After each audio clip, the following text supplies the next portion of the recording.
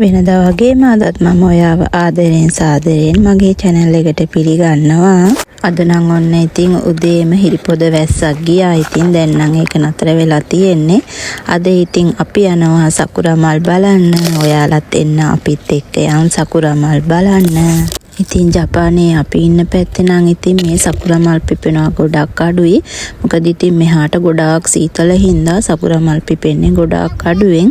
ඒක නිසා මේ පැත්තේ සකුරා පාක් ගොඩාක් අඩුයි. ඉතින් මේ පාක් එකක් තියෙන්නේ ටිකක් විතර දුර. ඉතින් අපිට මෙහෙ බලන්න නැති නිසා අපි දැන් ඒකට යන්න තමයි යන්නේ. ඉතින් අපි ඔන්න දැන් ඉස්සල්ලාම වාහනේට තෙල් ගහ ගන්න තමයි යන්නේ. ඉතින් තෙල් එහෙම ගහගෙන ඔන්න බලන්නකො ජපානයේ කොහොමද ආචාර කරන්න කියලා. ඉතින් අපි තෙල් ගහගෙන දැන් ඉතින් අපිත් එක්ක යන් දැන් සකුරා බලන්න.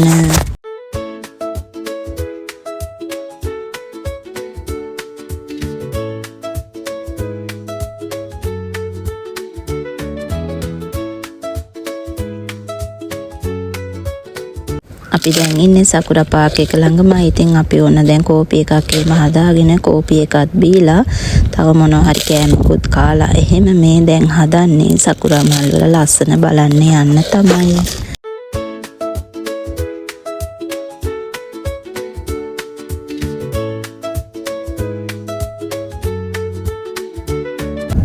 ඔන්න මේ තියෙන්නේ ඉතින් මම මේ කියපු සකුරා පාක් එක තමයි. ඉතින් ඔන්න ඔය ටික තමයි ඉතින් අපිට බලන්න තියෙන්නේ සකුරා වලට මෙහෙනම්. ඉතින් ඔයාලත් ඉතින් මේ ලස්සන බලන්නකෝ. එච්චරම ඉතින් ගොඩාක් ගස් නෑ මෙතන.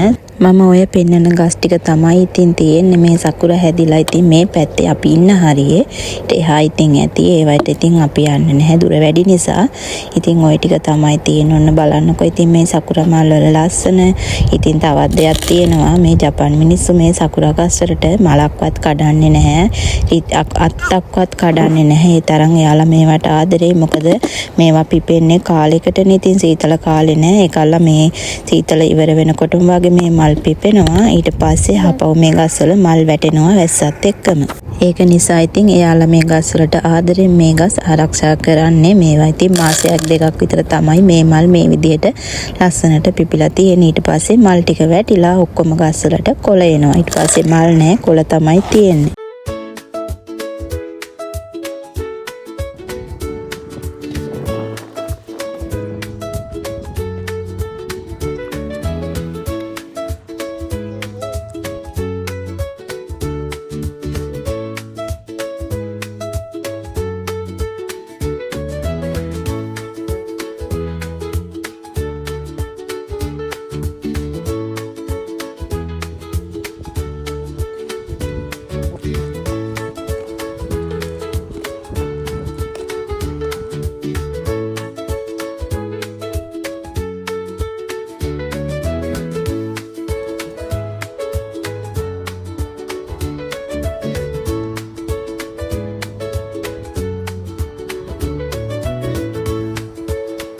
ඔන්න ඉතින් මම මගේ මහත්තයාව සකුරා මලක් කනේ ගහලා ලස්සන කරා. ඉතින් දැන් ඉතින් අපි සකුරා මල් බලලා ඉවරයි. දැන් ඉතින් අපි ගෙදර යන්න තමයි යන්නේ. මෙන්න මේ තියෙන්නේ සුදු පාට සකුරා ගහක්. ඔයාලට ඉස්සල්ලා මම පෙන්නුවේ රෝස පාට ගස්. අන්න ඒක විතර ඒ ගහයි තව ගහක් විතරයි සුදු පාට ගස් දෙකකට එතන තිබුණේ.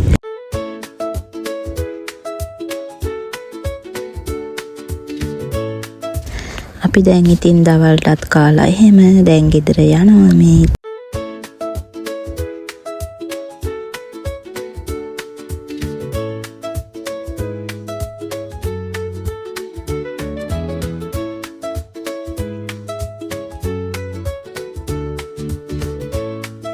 ඔන්න දැන් අපි ගෙදරටත් ආවා. ඉතින් ඔන්න පේනවා නේද අපේ පුංචි සකුරා මල. ඉතින් එයාට දැන් හදිසිය ගෙදරට දුවන්න. ඉතින් ඔන්න මම එනකොට මෙහෙම කේක් කෑල්ලකුත් අරගෙන ආවා. ඉතින් දැන් ඒකත් කාලා මම තේ එකක් එහෙම බීලා දැන් හදන්නේ රැට කෑමක් හදන්න. ඉතින් අද හදන්නේ ස්පැගටි. ඉතින් ඔයාලත් මේ විදිහට හදලා බලන්න. මං හදන විදිහටමද ඔයාලත් හදන්නේ කියලාත් පොඩ්ඩක් බලන්නකෝ.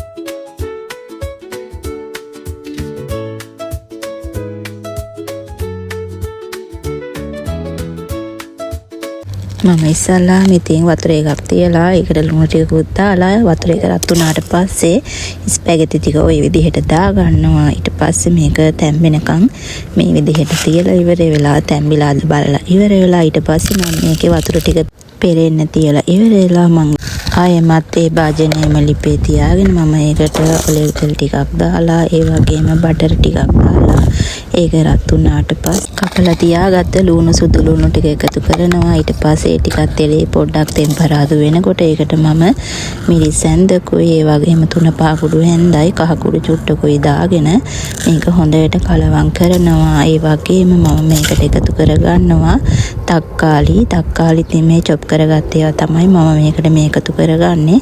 ඒකත් එකතු කරලා හොඳට මේක හැඳි ගා ගන්නවා මම.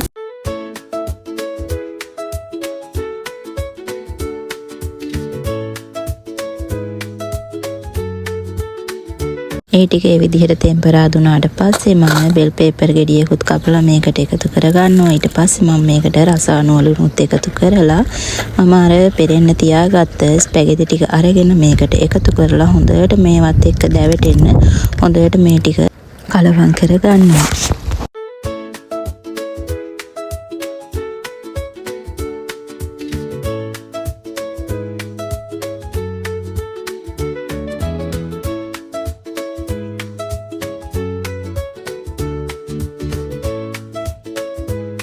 කලවම් කරගෙන ඉවර වෙලා මම මේකට තක්කාලි සෝස් ටිකකුත් එකතු කරලා නැවත පාරක් මේක හොඳට කලවම් කරනවා. ඊට පස්සේ අන්තිමට මම මේකට කොත්තමල්ලි කොළ ටිකක් කපලා එකතු කරගෙන හොඳට කලවම් කරලා මේක මම ලිපෙන් අයින් කරගන්නවා.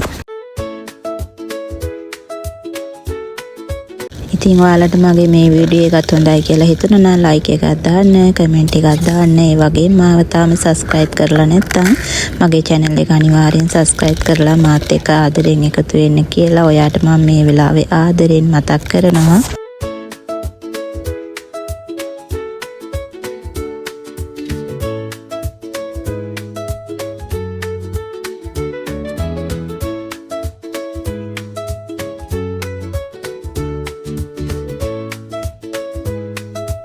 වෙනද වගේම ඉතින් අදත් මගේ වීඩියෝ එක ඉවර වෙනකම් බලපුවා ඔයාට බොහෝම ස්තුතියි. ඒ වගේම ඉතින් ආයෙත් වීඩියෝ එකක් අරන් එනකම් අදට මම මගේ වීඩියෝ එක මෙතනින් ඉවර කරනවා. ඉතින් ඔයාලට බුදු සරණයි, පරිස්සමෙන් ඉන්න, ගිහින් එන්නම්.